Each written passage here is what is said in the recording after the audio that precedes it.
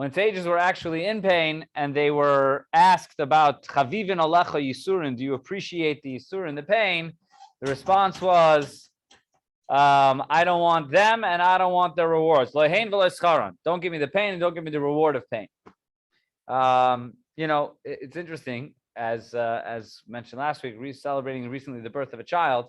So the process of birth is a process in which the pain is very clearly a process leading to a gain.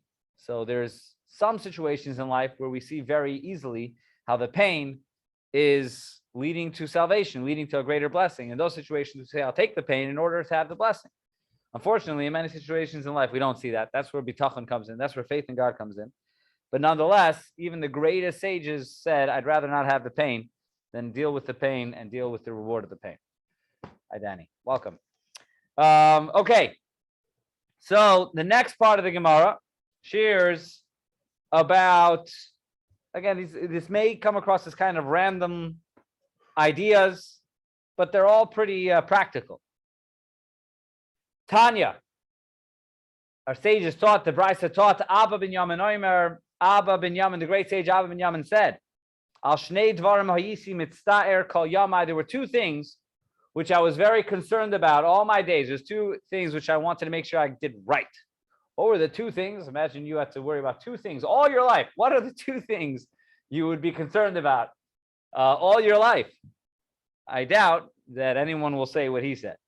What were the two things that he was most worried about? Two things I got to get right. They are, Shetehei Al Tfilasi Tehei Lefnei Mitasi, that my prayer should be next to my bed. Whatever that means, we'll get to that in a moment. But this is what bothered me to make sure to get right. My prayer should be next to my bed. And that my bed should be facing north to south and not east to west. So all my life, that's what concerned me, that my prayer should be next to my bed and my bed should be facing in the direction of north-south and not east and west. So the Gemara tries to understand, what does that mean? What does it mean, prayer next to your bed? Says the Gemara, challenges that. What does it mean that the prayer should be next to my bed? If you think it means that the prayer should be next to my bed, literally, that you should pray next to your bed. Maybe that's why people sleep during services, is because they want to make sure to fulfill this Gemara that they sleep, that they pray next to their bed. But this is well, if you think it means that prayer literally means next to your bed. We have a statement from Yehuda in the name of Rabbi Timra, Rabbi Shul ben Levi. Some people say it was said in the name of Shul ben Levi. We have a statement, and this is practical. It says, from how do you know that when you pray, there shouldn't be anything between you and the wall? You should be facing, in other words, the ideal prayer is in front of something. Where do we know this from? From the pasuk in Yeshaya of Vayasev Chizkiyahu Panav El Hakir Vayispalel. Chizkiyahu, it talks about over there the great tzaddik, King Chizkiyahu, and when he was going to pray, it says that he stood up to pray, and he faced the wall, and then he prayed. From here we derive, it's interesting, the laws of prayer we learn from unique sources. Where do we learn the laws of prayer from? The Torah just tells, in fact, the Torah doesn't even talk about prayer really altogether. But the laws of prayer we learn primarily from Chana, from the prayer of Chana in her in the Haftarah we read in Rosh Hashanah when she was praying to have a son, which she was blessed with a son, which was Shmuel, and some of the other halachas we learn from Chizkiyahu, from this episode of Chizkiyahu, who stood up to pray, and it says he prayed by the wall. And from here we derive actual halacha that ideally, it's not always possible, but ideally one should pray in front of something, whether it's a beam or a wall, perhaps you can say a row of chairs. But if you're standing just in an open space, it's best, if possible, to find something to pray in front of. And we derive that from this episode of Chizkiyahu. But the Gemara is saying, so what does it mean, daven next to your bed? Your bed is not a wall. That seems to contradict this idea of praying by a wall. Says the Gemara, lo temelofnei mitasi. Don't understand it that you should pray literally next to your bed. Ela ema samoch lemitasi, but rather it should be close to the bed, not in proximity of space, but in proximity of time. And that is that a person, when you wake up in the morning, you shouldn't preoccupy yourself with anything other than prayer. Once you've prayed, you can move on to other pursuits of life. That's what it means, that every day I concern myself that I should be able to pray next to my bed, that the first thing I do when I wake up should be prayer. Yes. Do you think that there's any sort of problem with like praying in front of something? So I think like praying in front of something almost seems like I know it's not like literally praying to that thing, but it almost seems like you're davening to something else. So that's why a wall, the hope is you're not praying, even like the kosa. What's that? The question was, is there a problem when you focus on praying in front of something? Then maybe it would seem that you're praying to that entity. So that's true with regards to an image. For example, you should not pray in front of, like if the wall in front of you has a picture, that's not an ideal place to pray. It should be a simple wall or a beam or a chair where it's pretty clear that you're not praying to any specific entity. And also, you're not supposed to pray in front of a mirror. You're not supposed to pray in front of an open window. The truth is, you'll notice many shuls. You realize often shuls have windows, but very rarely will you see windows on the eastern wall, because a window is distracting if you're looking outside. So even if it's beautiful, but you won't come across windows, at least low-setting windows. Right. I mean, you're not typically, that's 20 feet up. But the point is, you won't come across windows in front, because it's a problem halachically to daven in front of an open window. So, if you're ever in a public space, let's say you're in Disneyland, and you realize, it's time to daven mincha. So you shouldn't stop. I've never been to Disneyland, but I imagine there's a big square over there with a lot of people. Don't stop in the middle and do shmanas, right? Go to a side and pray in front of a wall. What about like you're like in a field, like a big empty? Good. So if there's no option, there's no option. But ideally, you should not daven. Find a tree. Daven in front of a tree. Something should be in front of you. But also this idea that you should pray first. Now, what's interesting is that within there's an interesting tradition within Chabad circles, and that is that in other religious circles, Orthodox circles, this idea is put right into practice. You wake up in the morning, the first thing you do is you daven. And yet, if you go to Chabad yeshiva, there is an hour or an hour and a half of the study of Hasidic teaching done before daven. So how do we reconcile the idea of the Torah study before prayers when the Gemara seems to say, and Shulchan Aruch brings down, the first thing you should do in the day is pray? Yes, Yaakov.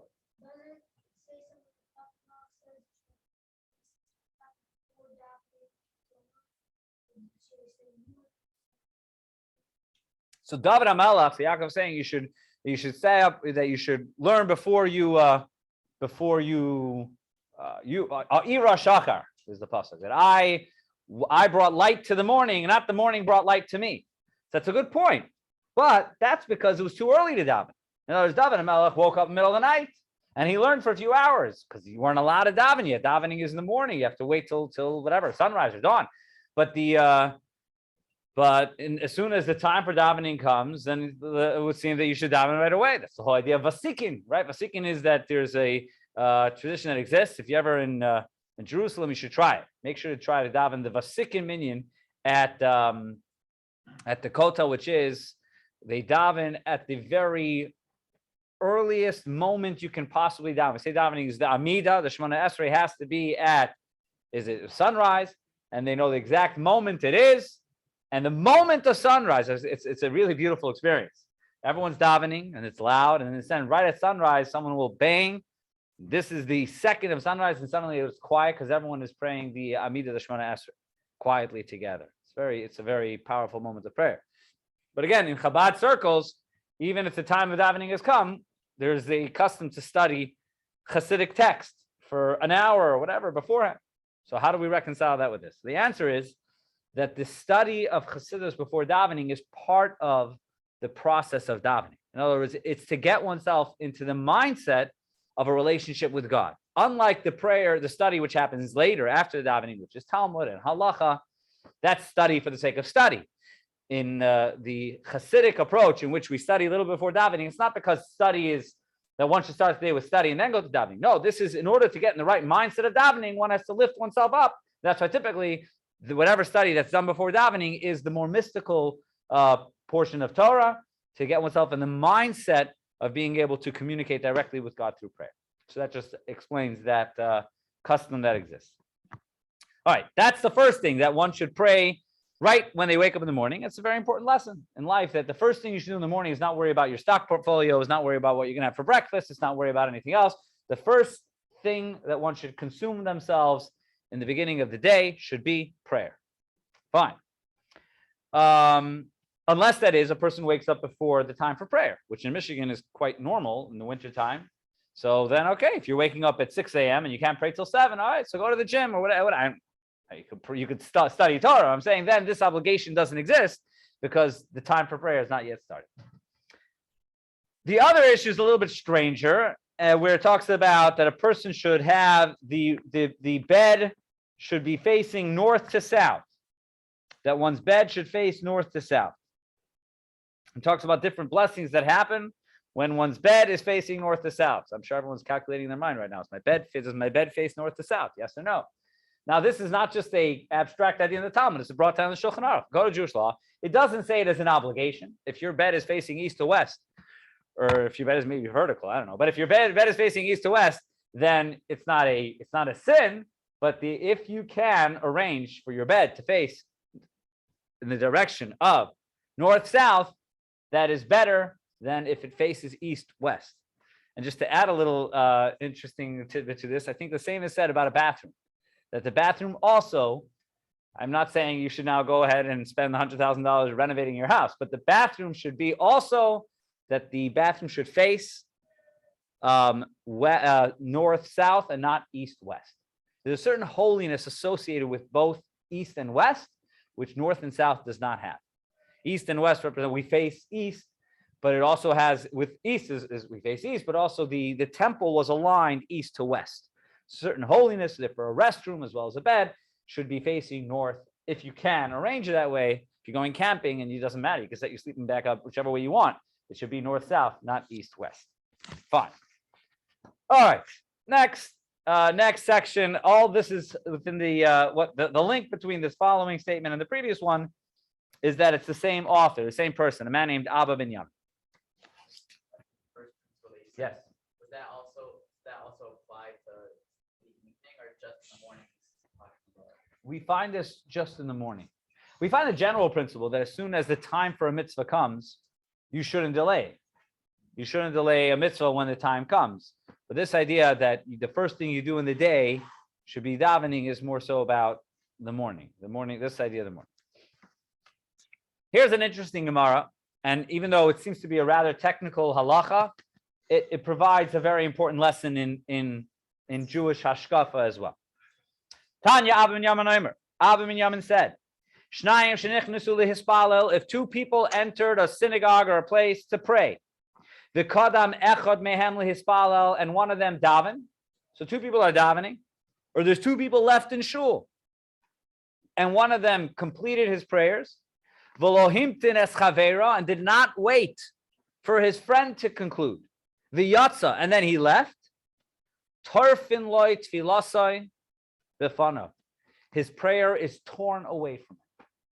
So someone goes to shul and leaves one person in shul. You're there with one other person and you leave, your prayer is torn away from you.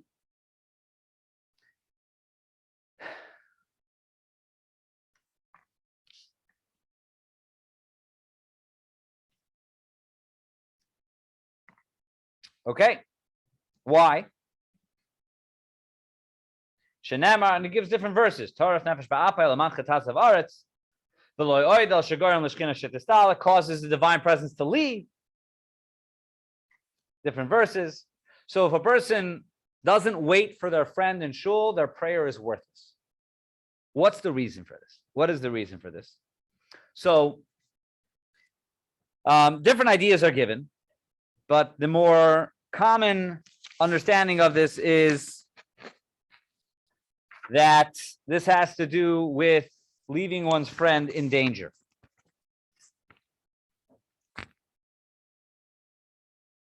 Let me read from the different Rishonim on this topic. The Meiri, one of the great Rishonim on the topic of who clarifies the Gemara, says, from the proper ways of Midarke Hamusar, from the proper ways of Mitachsisan Shal Ochzim Maaseh Talmidei Chacham, those who want to hold on to the ways of the sages, Shem Nisharu Be'arvis Shnai V'Sagnas, there's a special law about the evening, that if in the evening hours there are only two people left in Shul, and one of them davens before his friend, sheyamtin l'chaverat sheyispalal, you should wait for your friend to finish their prayers. V'lo yanichuhu nachri yechidi, and do not allow your friend to remain alone in Shul. And if you haven't done so, you've angered God, you've angered the sages, you've angered God, and your prayer will not be accepted. Why? Because the concern is that, especially in the olden days, leaving someone alone late at night is leaving them in danger. So God says, I'm not interested in your prayers if it's at the expense of your friend. If you pray to me, but you don't care about your friend, then no, thank you. Your prayers are worthless. Yes? What about all the stories of the Holocaust, where people would go out of their way to pray, so to say, even though it's impossible to conquer their life or something? What about stories in which people prayed in which others would be in danger? Firstly, I'll be honest, I'm not familiar with those stories. But people prayed. Like the menorah candles or anything. Like, what did you see? The Nazis would find out who did it. They just take whoever they wanted to. You're putting other people's lives at risk. I don't know. I guess every story has to be evaluated on its own merits. But it's a good question. I mean, practically speaking, if my mitzvah is going to endanger someone else's life, then I probably shouldn't do the mitzvah, right? Saving a life is more important than.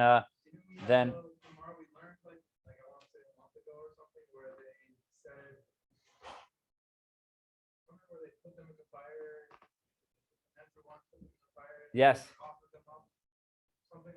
Very right. We're Hanani, Mishael, and Azariah, but the Hanani, Mishael, and Azariah, they went, even though they could have avoided going there, but they publicly went and did not bow. But that was really just endangering their own lives. The story is that they were the only ones thrown into the fire. So they were endangering their own lives. I think that in most situations, if very clearly my mitzvah is endangering the life of someone else, then it's better not to do it. But over here, we're not even talking. Here we're just talking about disregarding someone. And I remember once hearing that in the pasuk, I forget which parsha it is. Maybe I think it's Parshas Emor, the pasuk of "Do not curse God" is stated right next to "and respect your fellow." I have to remember what the full pasuk is. But respecting of one's fellows, putting that right next to "Do not curse God." Elokim lo sekalim. And the idea is mentioned that sometimes people feel that as long as I am righteous and a servant of Hashem, then I don't really have to worry about my fellow. I'm here to serve God. It's none of my business. I'm not concerned about my fellow. I'm not hurting anyone. I'm not going to be concerned about my fellow. And you can think somebody who leaves Shul says, I daven. I'm not responsible for the guy who came late and now is davening late. So the Gemara says, no, you should wait for them. You should wait if you're the last one in Shul. Now, what does this practically mean? Practically speaking, am I supposed to follow this halacha nowadays? If I am here in West Bloomfield in Shul late at night and there's someone else here and they're davening Shemona Esrei, should I wait for them before I leave or not? So the Rif, one of the great pillars of halacha, he says that this rule applies only in Ma'ariv, only at the nighttime prayer. And because if you leave your friend, there's a certain element of risk, a certain element of danger. And what is that danger? So there's two ways of understanding what that danger is. One is it's sort of a mystical danger. And that is you come across in the Gemara, you'll see the Gemara segues into this, is that there exists what's called Mazikin. Mazikin are spiritual, harmful agents in the world. We talk about angels, right?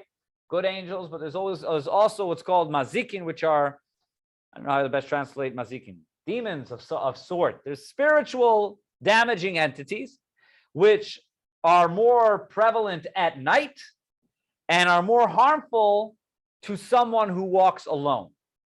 That's what it says. There's Mazikin. Walking alone at night is a risk of attracting Mazikin, these spiritual damaging forces. Now, how seriously one should take that, I don't know. There are some who say that this existed more in earlier times, not as much nowadays. The Gemara brings us down, though, in numerous places, the idea of these Mazikin. So the Rif seems to say that this is connected to nighttime, and therefore, if you follow that logic, perhaps that would apply here in West Bloomfield too, because we're not talking about literal danger. There's no real danger of leaving someone nowadays alone at night in a synagogue. They have a car, they'll drive home. But if there's some sort of spiritual danger, then that would seem to apply nowadays as well. However, Rabbeinu Hananel, another halachic source, not like the Rif, but also another Rishon, another important commentary on the Torah, he understands it much more simply, logically. He said this only applied to those days where the shuls were outside of the city. So the shuls were in the fields away from the city, and therefore the concern was that if you leave someone alone outside the city, there was literal danger. Therefore, you shouldn't leave them alone. So that's the so in that situation, then it's simply a practical matter. If you're by leaving, you're not endangering your fellow at all, then you don't have to worry about it. So you have different opinions out of this. And then there's a third opinion of Tosfos, who says that even during the daytime, not only at night, he takes it even more. He's more strict about this. He says, in general, you should not leave someone alone in a shul. So if there's two people left, the only way you should leave is if you ask permission. You ask this person, is it okay now if I leave? And it says it doesn't matter if it's day or night. You should ask the person, say, is it okay for me? Are you okay with me leaving? And then you fulfilled your obligation properly. Yes, one second, I'm gonna grab just these thoughts. Yeah, go ahead. So it's interesting because Rav Ovadia talks about how in bathrooms they used to have like Mazikin, and that's why you weren't supposed to speak in bathrooms.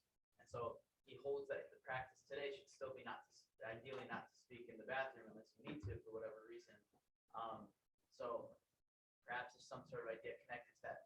While nowadays there might not be an actual spiritual harm, but the practice should still be the same. Yes, I've heard about not speaking in the bathroom. I think that's brought down in Shulchan Aruch. But is it brought down because of Mazikin, or is it brought down because I think it talks about the difference between men and women, that sometimes speaking is actually a form of adding safety. Speaking to one another could actually bring about safety as opposed to danger. So I have to follow. But the idea of not talking in the bathroom is certainly brought down. But I didn't know. I thought it was more a matter of tznius. Maybe it's also Mazikin. I don't know the idea that they thought that was Right. Wait a second. I just want to say the bathrooms also were a little bit further out. There was whatever. Okay, I'll put that. They were outside the city. The same issue. I think it's very clear that, definitely back in these days, even, recently, even now, there's always dangerous to walk alone. Fine. So you're saying, and my point is that there's two ways of understanding this Gemara. You understand it practically, and if it's practical, then I don't have to worry about leaving shul if there's one other person there. Or you can understand it more mystically, in which I do have to worry. I shouldn't leave shul. And then there's Tosfos who says it's not even a nighttime issue. It's whenever you leave shul, you should be careful not to leave someone alone unless you bring brethren. And then he says over here in Tosfos, it says that that one of the Hari, if you look on top of Vav Amud Aleph and Tosfos, is one of the great Tosafos, was known as the So he would daven very long. And he actually davened until he was the only one left in shul. And if someone else entered shul while he was davening at length, because he davened for a long time, so I guess he stayed himself late, and he was okay with that. But if someone else arrived while he was davening, even though he finished davening, intended to go home. Instead of going home, he would open up a sefer, open up a book, until that person finished his prayers. And that's something we should all try to be stringent about. So if you're sitting alone in a shul, and firstly, extra Torah study is always good. And if your wife calls you and says, I need you home, you say, I'm sorry, can't come home. There's someone else here in shul, and can't leave. I'm stuck. Two people could kind of planned this out together. That we can't leave. I'm sorry, we're stuck. Yes.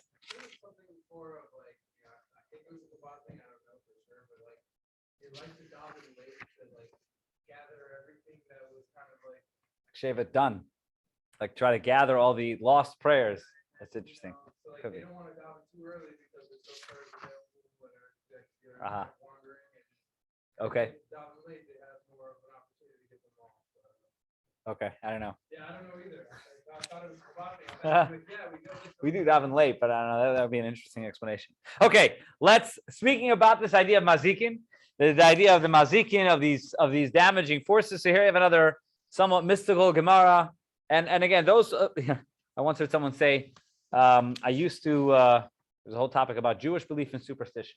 So do Jews believe in superstition? What's the answer to that question? Because you get conflicting messages in Judaism. I once heard a rabbi say, I used to believe in superstition, but then I heard it brings bad luck. So I stopped. But but because Judaism, you come across different messages. On the one hand, the Torah seems to forbid certain forms of superstition. Like someone who says, I just saw a black cat. So I happened to see a black cat the other day in my neighborhood. Black cross by a black cat. So that's bad luck. Or Friday the 13th or whatever it is. I don't know. That may be a violation of Torah. Because Torah says, do not, lo menachesh umechashef, all the different forms of witchcraft and superstitions that existed, one shouldn't do. On the other hand, we do come across some areas of mazel, right? We talk about special mazel of the month of Adar, and certain days have more mazel, so it's a little bit confusing. And maybe this fits into the same confusing element of where Judaism stands. This idea of damaging spiritual forces that exist. Says the Gemara, this same Abba Binyamin. The theme, the connection between all of these statements is the author.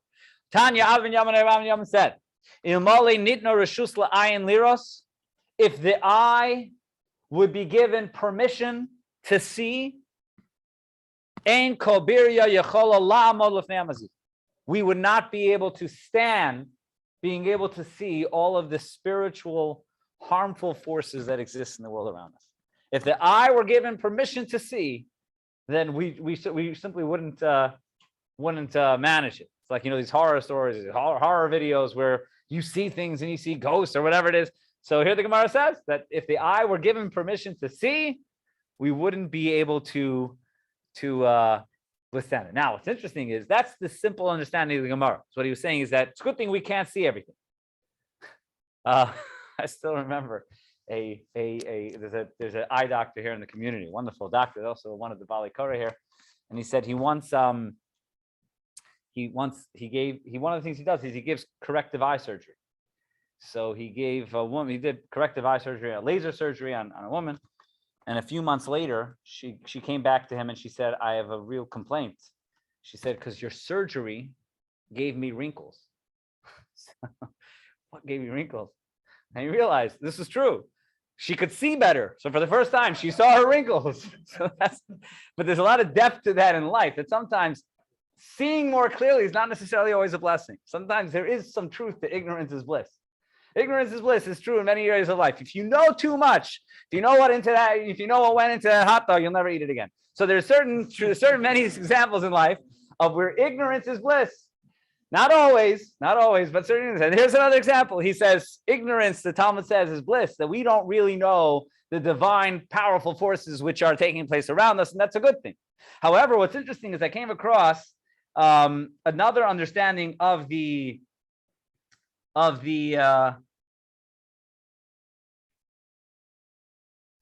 another understanding of this Gemara, which is almost the exact opposite, because the wording is a little bit vague. Ilmale nitna rishus la'ayin liros. Had the eye been given permission to see, we would not survive. So there is another commentary which reads this about the Mazikin, that if these spiritual damaging forces were given the ability to see us, we wouldn't be able to survive, which is a very interesting twist on this Gemara, which basically says that even though there are these harmful spiritual forces out there, but they can't see us.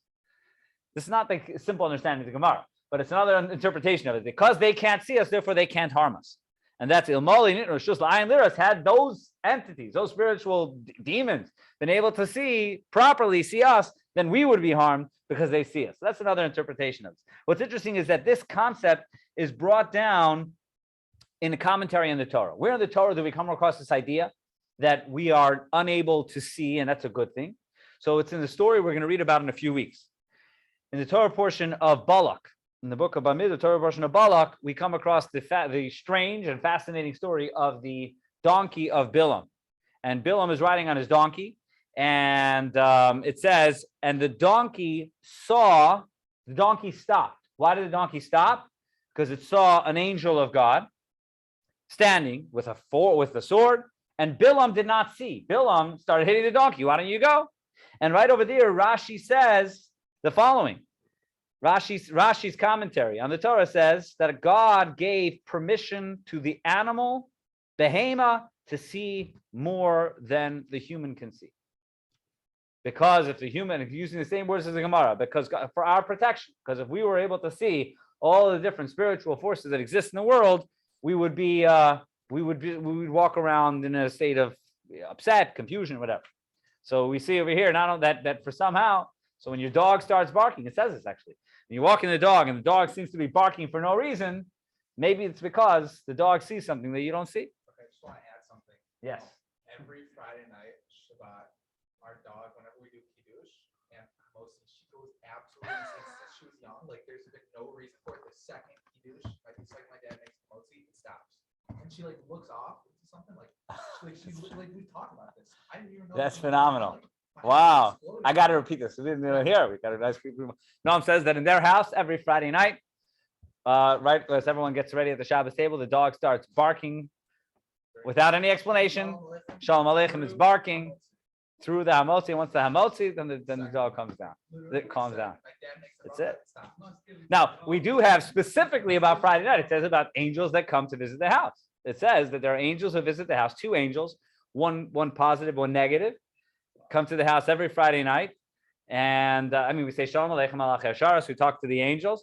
So we just talk to them. The dog apparently is communicating. He's having, wow. Okay. Yeah.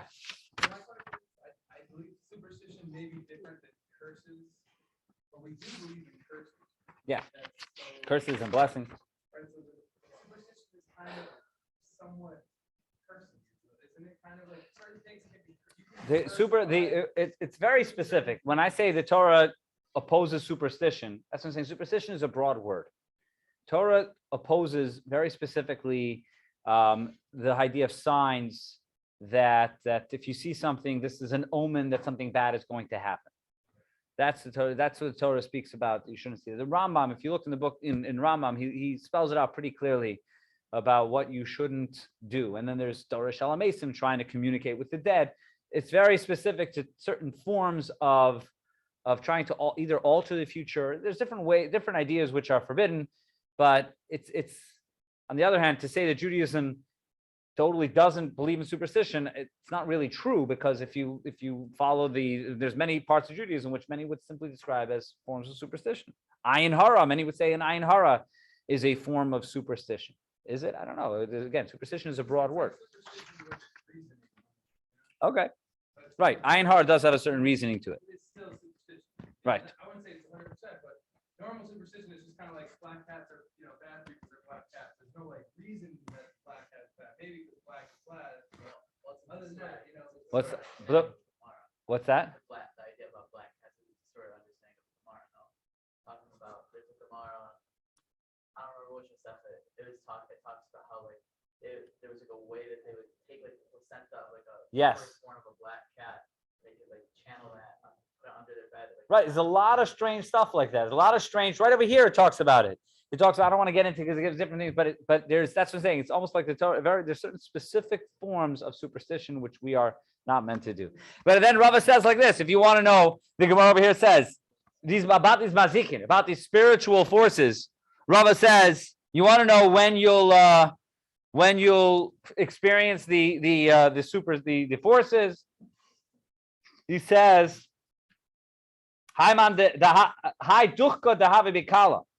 he says, when you go to Shul, when you go on Shabbos to the study hall, And he says there's sometimes you're sitting there, and even though there seems to be plenty of space, you feel kind of crushed. He says, why is it sometimes when there's plenty of space and you feel kind of crushed in, claustrophobia? He says, because there are mazikim there. There are, it's because you think the room is empty, but really it's full. It's full of some people and some of these spiritual forces. That's what's causing you to have a sense of being crushed in the room. Okay, he gives other examples of that. I want to skip this next section. If you want, you can follow it up. Vav Medalef of Brachas, which talks about this idea, the spiritual mazik. Here is, when I sent out the text today, I said, what does the Talmud tell us about Zoom? So this is what I wanted to get to. We have a couple minutes, we'll get to this. Today, Zoom is a very big part of our reality. Zoom or virtual classes. This class is being broadcast on Zoom. What does the Torah say about Zoom? And if you could attend services with Zoom, now there's one question, which is the Shabbos question, Zoom and turning on a computer and having it operating on Shabbos. Let's put that aside for a moment. What is the spiritual, what does the Talmud teach us about virtual attendance of services? And I know because some of you are joining me virtually today, is there a difference between attending prayer virtually or attending a Torah class virtually? So maybe there is. And here's what the Gemara says. The same Abba ben Yamin. Tanya, our Brisa taught. Abba ben Yamin said, Ein tefillah shel adam nishma'as ela kishemispala bebeis hakneses. A person's prayers. So the wording over here, I think we can adapt it a little bit, but the actual wording says a person's prayers are not heard unless they are done in a synagogue. But let's all right. So sometimes the Gemara uses statements which are perhaps a little bit drastic or exaggerated to bring out a point. What certainly the Gemara is saying is that prayer has to be in a shul for it to be properly done inside a shul. Now, all shuls did shut down during the beginning of COVID. There was I think an 8-week period in which all the shuls in the country shut. And that's understandable because for the sake of saving lives. And furthermore, I think that, for as COVID happened over the last couple of years, you had many people who felt they were immunocompromised, health compromised. That's fine. And I respect that. Someone who says that for health reasons, not going to come. The problem is that it's become a convenience. At this point, the idea of going to whether it's services or classes being done virtually is no longer about health. It's just a matter of convenience. And if it's about convenience, well, then it's important to remember what the Talmud says. And that is that if really you would go to shul, you would go to pray in the synagogue, but for whatever reason you're not doing it, the prayers of a person are heard properly only when they are done in a Beis Knesses, are certainly heard more so when they're in a Beis Knesses. Shenemar, as the verse states, L'shma el arina ve'el hatfila, God will hear the rina and the tefillah. And from there we derive the makom rina shamtei tefillah, the place of rina. Rina means song, which is the synagogue, the place of song. That's where the prayers ideally should be. Again, there are many texts which teach us that a person could pray anywhere and everywhere. And I don't think the Gemara here is disagreeing with that. It's not suggesting that prayers are not heard at home. It's saying that there is a certain power to prayer inside a synagogue that does not exist when one prays elsewhere. And I'm pretty sure it does not exist on Zoom. When you're on Zoom, you're not in the synagogue. And that's why I'm saying it says so specifically about prayer. And I don't think the same, I don't know if it would say the same thing about study. The Gemara continues along this line. Amar Ravin Barav Ada Amar Rav Yitzchak. Ravin, the son of Rav Ada, said in the name of Rav Yitzchak. Minayin shehakadosh baruch hu matzui bebeis hakneses. How do we know that there's an added presence of God in a shul? How do we know that? Because the verse states, Shenemar Elokim nitzav ba'adas kel. God can be found in the congregation of God. The Adas Kel, in the congregation that gathered for God, that's where God can be found. So from here we see that there is a certain added presence of God when there is a congregation that gathers.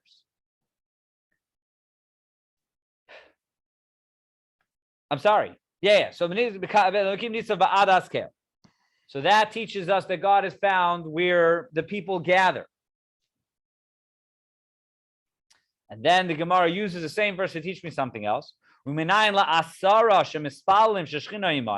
how do we know that 10 people who pray, the divine presence is among them? And he uses the same verse, because God can be found among the gathering of people. So basically, we use the same verse to teach me two things. Both that it's a place of gathering is where God is found, and also when there's a gathering, and the definition of a gathering is 10 people, so God can be found. So from here we learn the added power of davening with a minyan, with 10 people, and the added power of davening in a shul where God is present. And then, says the Gemara further, Uminayin, from where do we know? Lishlosha sheyoshim badin, that when 3 people sit down in justice, 3 people sit down to judge a case, sheshchino imahem, that God is among them, shenamar bekerev elokim yishpat, within that is closeness to God, we will judge. So we see that God, just as God is found in a minyan, when 10 people are praying together, God is found when 3 people are judging a case together. So when we think of holy, we think of a minyan, we think of a holy quorum, but also 3 people judging a case is considered to be a holy group in which the presence of God is felt. Mm-hmm. What you were saying about prayer being in person obviously is better, because that's the same with classes and stuff. So we hear the Gemara says specifically about prayer. That's why I think we could differentiate. I mean, I think there's, let's see, the question over here is going back to, does that apply to Torah study as well? The Talmud over here specifically was referring to prayer. And that's why I would say, based on this, that it's more of one should push themselves more to be present with others during prayer, as opposed to Torah study, where it's more about the study of the topic. Then if I'm studying virtually, the bottom line is I'm studying the topic. There could also be an idea of like personal thought, like 2 people being together physically, creating some sort of connection. I think that. So it's interesting you say that, because the very next line of the Gemara is, how do we know that when 2 people study Torah together, the presence of God is among them? Shenemar, as the pasuk in Malachi says, as nidbru yirei Hashem, then those who fear God spoke, ish el re'ehu, one to their fellow, vayakshev Hashem, and God overheard, vayishma, and he listened. So you see over here, the verse clearly talks about learning with someone else. The idea of 2 people studying together brings the added presence of God. But I think if we were to look at this whole Gemara, the Gemara specifically speaks of prayer, the quality of prayer being done in a shul, and the quality of prayer being done in a minyan. You don't come across the same terminology when it comes to study. When it comes to study, we don't come across the emphasis of studying specifically in a shul or studying specifically among 10 people. And apparently it's because study, it's not that important. When it comes to prayer, there is this idea of doing it among others and in the right place, more so than by Torah study. Yes?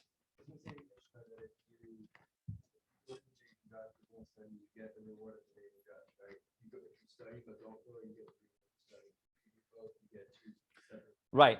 It does say that going to the base medrash, but I think that's more of a practical approach, is that's where you're going to study. Now, the easier thing to do is to study among others in a yeshiva hall. But I think from this Gemara, but not only this Gemara, I think in general, the idea of going to a place to daven, to going to the right place to do it, is more so focused on by davening than it is about learning. That you should daven in the right place, and learning can be done anywhere. And you should daven with a minyan. We certainly don't come across the idea of learning specifically with a minyan, at least not nearly as much as when it comes to daven. One second, David, you had a question? No. Okay. All right, I think we can stop here. Thank you all for joining, whether in person or virtually. And God willing, we'll continue our studies next Thursday night.